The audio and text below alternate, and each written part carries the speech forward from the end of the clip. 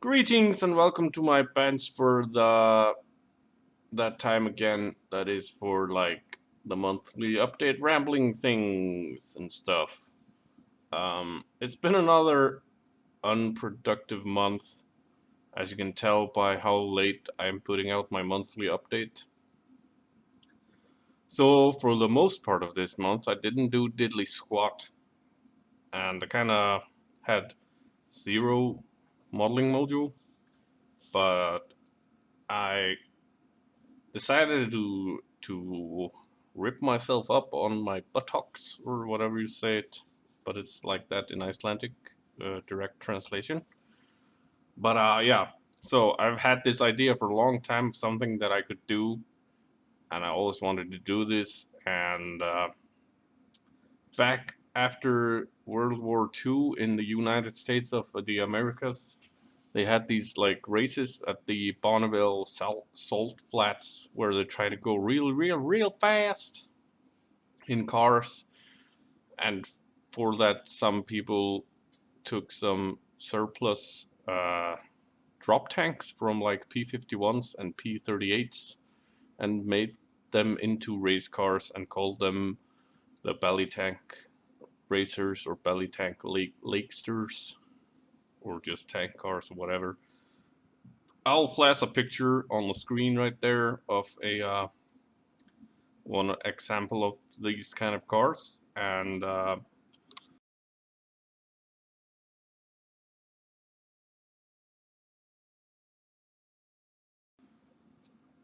then I'll show you what I did. I took a 1/72nd scale, oops, tiny little drop tank from a P51 Airfix kit with a pilot from some random Revell kit, I think, or Matchbox. And I made this tiny little car. Um, it is the drop tank, and that's the only thing from the kit that I used. And the driver guy is also from a kit, and the axles are pins, sewing pins, and the tires I made from Phillips head screws. And I put some heat shrinking around them to make the rubber. And I'll post a picture of this. That's a better picture of this.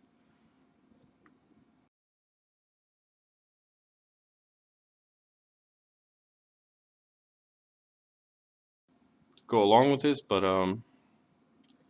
yeah, it's just a little something fun to do. It didn't take too long, and it looks like crap, but it kind of put this idea out of my head and into a physical form. And yeah, this is the results. I also got to use the Molotov liquid chrome for something. Did the wheels in that, and you can tell how bad the wheels are made up there in the corner of your screen right now.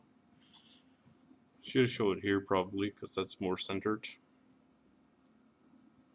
But yeah, you got the picture.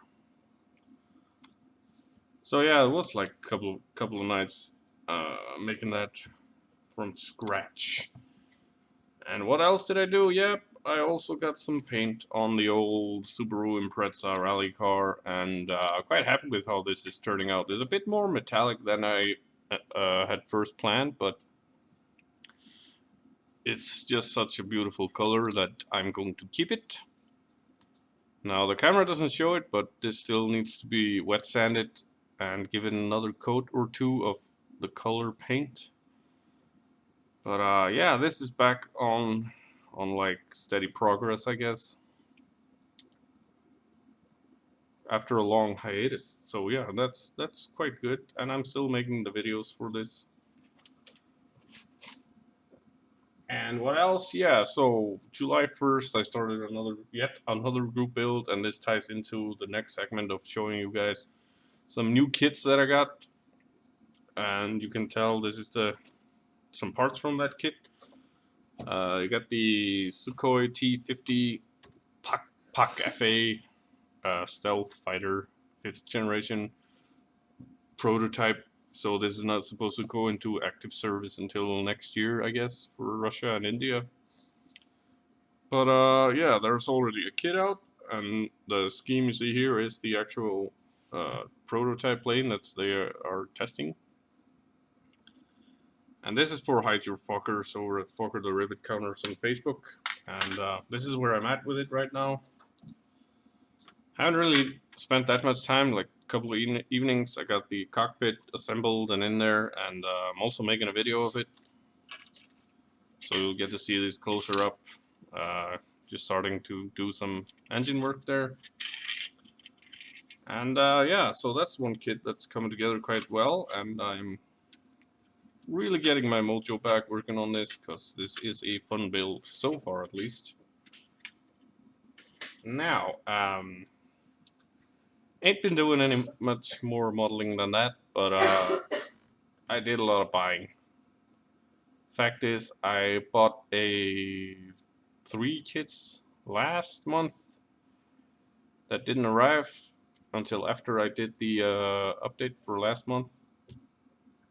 And I did promise you guys in that last update I had ordered a couple of heavies for the armor guys, and here they are. I did the I got the Trumpeter 1/35 scale Russian KV2 tank. Now I'm quite looking forward to building this kit. It was really cheap on the eBays, as you can tell by how badly they packaged it. Got really mangled up there, but luckily everything inside is a-okay, and it's a really big tank. You can see the turret right here, and it's a very silly looking turret. But yeah, it got rubber tracks, it got link and length tracks with the sag molded in.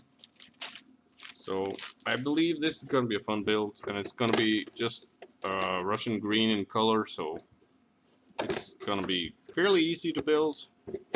I did build a T-34 once in a weekend, simply because it was just Russian green, but then I overcomplicated it and did the winter wash and everything. You've seen that I frequently use that T-34 as a reference for size of tanks.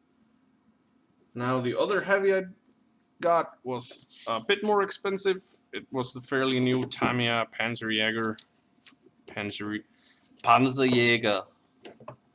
or Jagdtiger, early production.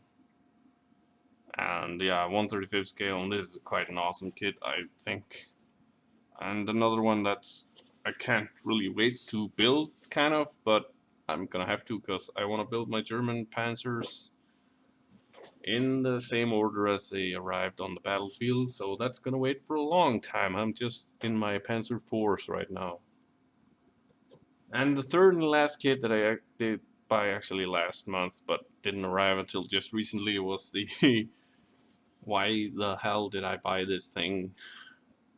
I just saw it on the internet and I was like, they make a model of a bicycle in 1/8 scale. I gotta have that. So I bought it for 17 bucks. Free shipping, no customs. Just came here through China. Quite interesting kit. It doesn't even have decals. It got some stickers, but they look really bad. But it still looks like it could be a fun build and something different. Just really, if nothing else, this is just something extremely different. You can see the stickers here. They're not that good to look at, I think. I've had stickers like this before on some RC cars, and yeah, they usually fall off quite soon. But yeah, this is just gonna be something that I have tons of ideas already for how I want to build this. So depending on how well this turns out, I might even get some more kits like this, because it's cheap, and I don't think there's really that much interest in it, like demand for it, I guess, so the price can be kept down. But then again, there's not that much plastic in the box, but you do get tons of options for like how you can build it into like a racer or a street bike or a cruiser and stuff like that. And there's also some accessories for like bicycle pump, a water bottle, and that kind of stuff, you know, if you're into bikes, I guess, bicycles. Yeah, I'm rambling kind of here. Anyways, uh, for this month's purchases, uh, and also kind of my last new kits purchases for a while, because I gotta save some money. I went to the local gaming store, the Warhammer War. My English is messing up with my accents. Uh, the Warhammer gaming store was having their big summer blowout sale, and they had all of their lineup of aircraft models on sale. But still, most of their prices were like their sale prices are higher than my local modeling store, and it's just ridiculous how expensive all of their stuff is. But I did make some deals there, which were like their sale price was what I would call fair retail on some kits. And the first one I got was this stealth jet. As you can see, it's the F-117A by Academy. Beautiful stealth aircraft. Just kidding. If you got that joke. Yeah, it's the Ghost of Baghdad kit, the 1/72nd scale stealth fighter, stealth bomber even, because it's not really a fighter, it doesn't have any guns on it, but they always call it stealth fighter, I don't know why, but apparently Academy doesn't, they call it the attack bomber. But why they call it the Ghost of Baghdad, I don't understand, because I don't get that reference, if that's like a nickname or something for the aircraft in general or something, because when you open it up and you check out the plastic, they have a scheme for a trainer jet for a jet called the Toxic Avenger, which is equally as cool as the Ghost of Baghdad to build, and even has a little art thing that goes on, I think, the inside of a wheel well. But it's a fairly sized jet in 1/72nd scale, and it's a couple of sprues in here, nothing fancy. And it's quite a featureless plane to begin with, so I'm guessing it's gonna be a quick, fun build. But it is Academy with the old style artwork, so some filler might be required, and a lot of microsat and microsol might be required for the decals. But nevertheless, I want to do some try-harding with this kit. I'm gonna try for like a faded black paint and a fairly dirty look for a stealth plane that should honestly be kept in good nick though. And then there were a couple more jets that I got that were purely just because I really want a cheap kit of these planes. The A7A Corsair 2. Just an interesting plane. I watched the Area 88 animes series, and I fell in love with this plane. The big mouth and all the silliness. I don't think it's a beautiful plane by no means, but with this scheme and everything, I don't know, there's just something that I love about this, the look of this plane. And I know it's a Revell 1/48 scale, but like the style that I don't like at all with the raised panel lines and stuff, and usually these kits have some big problems fit-wise and stuff. But for this price, I thought it was like, yeah, that's fair retail compared to what it is actually is and what my feelings towards Revell American kits are.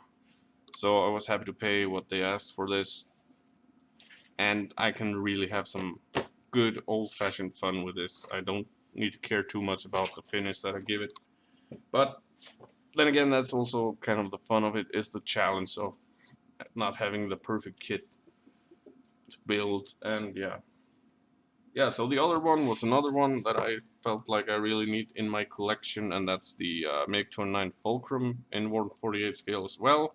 The single-seater version, which is my preferred version of the MiG-29. And also the box art shows some Polish markings, but it has a Russian marking option in there, and that's what I'm gonna do. So yeah, that's what I did get for this last month. Like I said, when I don't build, I buy. But now the things are turning around and I'm building more again. So hopefully we'll have some new videos, build logs coming out. I'm trying some new stuff, trying to show some more things when I'm actually doing with my hands. Seems to be a problem with me that I always have my hands in the way when I'm doing stuff. I don't know how people do the videos where they show how they do stuff and that kind of thing. But yeah, I'm babbling here. So yeah, anyways, coming up, what I'm working on really just the T50 is coming up, and I'm trying to get that finished fairly soon. I'm going on summer holiday, the July 12th. The wife and I are planning to actually do some traveling around the island of Iceland for this summer holiday. We're taking like a month off work just to go have fun with the kids and go camping and that kind of stuff. So not much building will happen in July after July 12th, I guess, except maybe the first few days of my summer vacation. And then of course there will be like days in between when we come home for like a day or two and then leave again or something. We'll see how that goes. But anyways, and also the Impreza is coming along.